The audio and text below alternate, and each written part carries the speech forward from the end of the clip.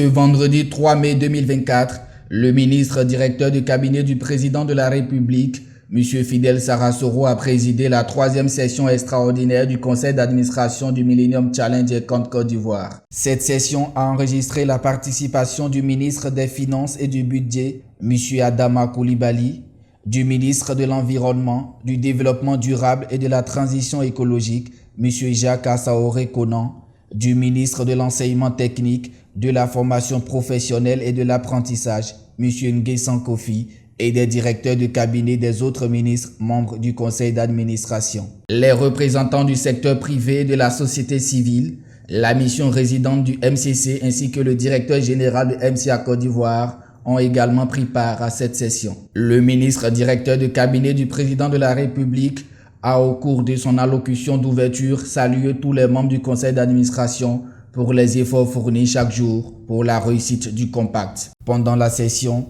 le conseil d'administration a principalement discuté de l'état d'avancement du projet ATP. En outre, des points d'attention particuliers ont été notés sur certains aspects du programme, notamment l'approbation de la révision de la charte du comité exécutif et du plan de passation des marchés. Des décisions stratégiques ont été prises afin de garantir la satisfaction de ces points pour la bonne exécution du compact. Après le conseil d'administration, le président et les membres présents ont tenu un stand-up meeting avec tout le personnel de MCA Côte d'Ivoire. C'était l'occasion pour le ministre directeur de cabinet du président de la République de remercier d'abord le staff pour les efforts consentis chaque jour avant d'inviter chacun à maintenir le cap. Nous sommes venus vous saluer. Mais au-delà des salutations, nous voudrions vous féliciter. Vous féliciter pour l'excellent travail que vous faites. C'est vrai que je suis à ma 2e réunion du conseil d'administration, mais j'ai vu la qualité des rapports qui sont produits. Je voudrais féliciter la directrice générale, je voudrais féliciter l'ensemble de l'équipe et vous dire que nous sommes conscients des difficultés qu'il y a, nous sommes conscients de la tâche et de l'ardeur de la tâche, mais en même temps nous voulons vous dire que nous sommes heureux de savoir que vous travaillez avec tant d'ardeur pour le bonheur des Ivoiriens. Programme compact, don du peuple américain.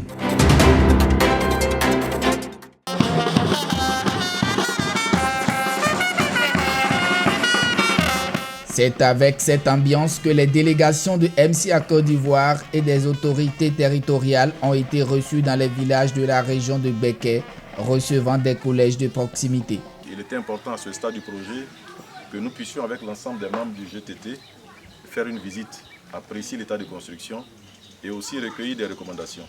Pour le 13e rassemblement du groupe technique de travail dénommé GTT 13, les membres ont décidé de se rendre dans les bassins pour voir non seulement l'évolution des travaux de CDP, mais aussi pour discuter avec les communautés bénéficiaires. C'était aussi le moment de donner des conseils utiles dans le cadre de l'ouverture des collèges.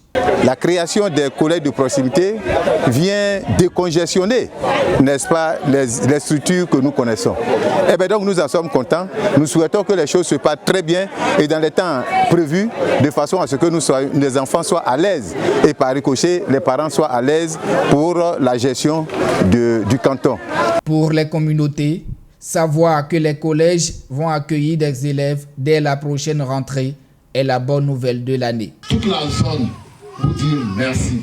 La délégation qui avait à sa tête le directeur exécutif du projet Compétences, M. Arden Kouadio, s'est rendu dans les départements de Bouaké, de Sakassou, de Béoumi et de Botro, en compagnie de préfets, sous-préfets, maires et tous les corps de l'administration publique impliqués dans les travaux, sans oublier les groupes de jeunes et de femmes. Sur le site de Kofinsou et actuellement sur le site de Saint-Zécro, nous remarquons que les travaux ont grandement avancé et l'architecture se présente très bien pour le bonheur des enfants qui vont fréquenter ces établissements. Et nous pensons que nous espérons de tout cœur qu'à la rentrée 2024-2025, cela soit fonctionnel pour nos enfants afin qu'ils puissent suivre leurs études dans de bonnes conditions. Nous avons visité les collèges qui sont en construction. Vraiment, nous sommes ravis de ce que dans nos villages aujourd'hui, il y a des écoles de proximité. Nous avons été ravis du travail qui a été commencé et qui, par la grâce de Dieu, par nos prières, Dieu va terminer. Donc nous faisons dire merci à Dieu, le Tout-Puissant, lui qui vraiment est notre patron, est notre premier guide. Aujourd'hui, les gens ont peur d'envoyer leurs filles dans les grandes villes. Mais s'il y a une école de proximité, s'il y a une école plus près, moi je pense que cela va donner la force et le courage d'envoyer ses enfants à l'école. Donc vraiment, je voudrais vous dire merci. Après Bouaké, la délégation pose les valises dans la région de San Pedro cette semaine pour le même exercice. Dans les locaux de MCA Côte d'Ivoire s'est tenu le 18 avril un atelier de validation du rapport de test de bon fonctionnement du module gestion des établissements scolaires du SIGE intégré par la cellule technique. Étaient présents MCA Côte d'Ivoire et toutes les parties prenantes du ministère de l'Éducation nationale et de l'alphabétisation. Cet atelier s'inscrit dans le cadre global de la conception et du développement du SIGE, du système d'information et de gestion de l'éducation pour le ministère de l'Éducation nationale et de l'alphabétisation. L'atelier a permis aux membres de la cellule technique du comité SIGE de faire le point, le bilan sur l'état d'avancement du développement du SIGE. L'atelier leur a permis également de faire la vérification de la levée des réserves qui ont été formulées sur les modules référentiels uniques de l'éducation et le module gestion des établissements scolaires. L'objectif principal de cet atelier était de présenter les fonctionnalités du module gestion des établissements scolaires aux membres de la cellule technique.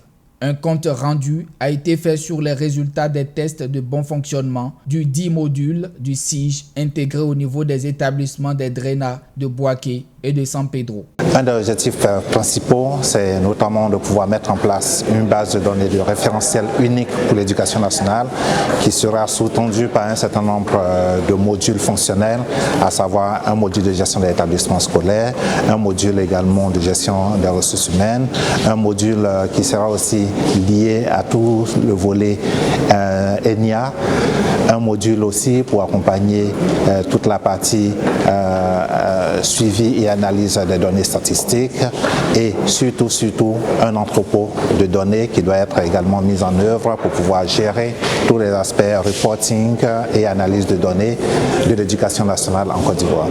Ce module-là a pour objectif de pouvoir fournir aux établissements scolaires un certain nombre d'applicatifs qui va leur permettre de suivre plusieurs aspects depuis la vie scolaire des élèves jusqu'à l'élaboration des bulletins, la saisie des notes, le suivi également des élèves en termes d'absence et de notes également.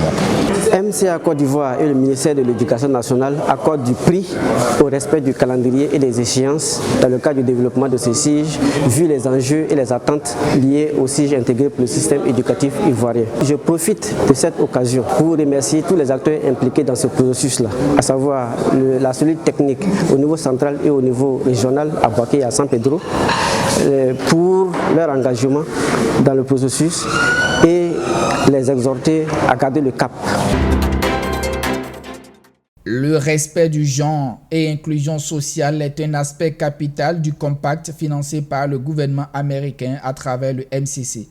C'est pourquoi une équipe du Millennium Challenge Corporation s'est rendue en Côte d'Ivoire pour s'assurer de l'effectivité des normes au sein des projets ATP et compétences. C'est un plaisir d'être ici parce qu'il y a tellement de choses intéressantes à faire dans le domaine de genre et inclusion sociale.